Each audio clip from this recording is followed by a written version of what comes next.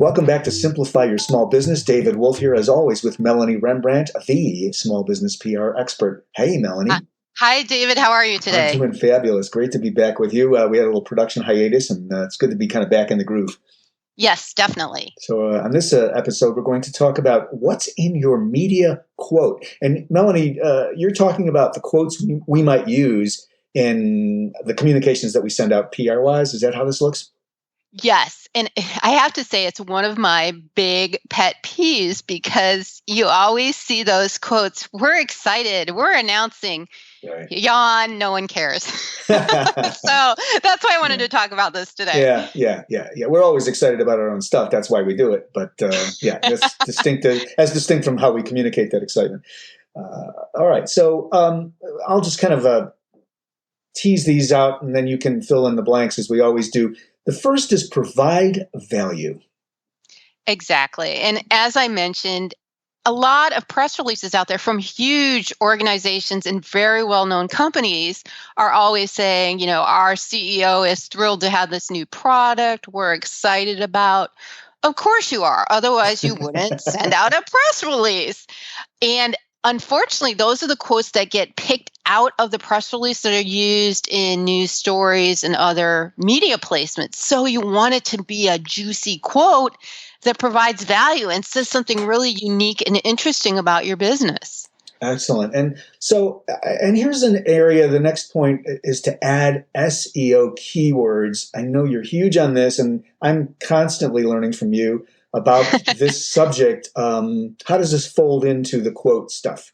Well, SEO is still around. I mean, it's get some bad press about it and some good press, but it's still there, and it just needs to be in the back of your head. When you give a quote, and like I mentioned, if it is pulled out from whatever your messaging is to be used in other media, you want some information there that talks about your company. If you're a plumber, you want to mention that, you do plumbing in the Northern Illinois area.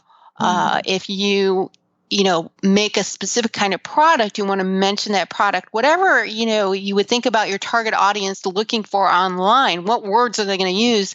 Think about inserting those words into your quotes. Of course, you want them to sound natural, but it's just something to keep in the back of your head. It doesn't have to be this technical mumbo jumbo of SEO.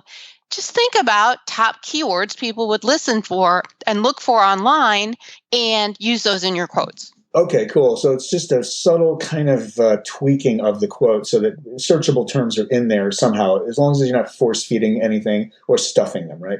Exactly. All right. And you mentioned a little something. I just want to side rail here on, bad publicity. Is there bad publicity going on with SEO in some circles?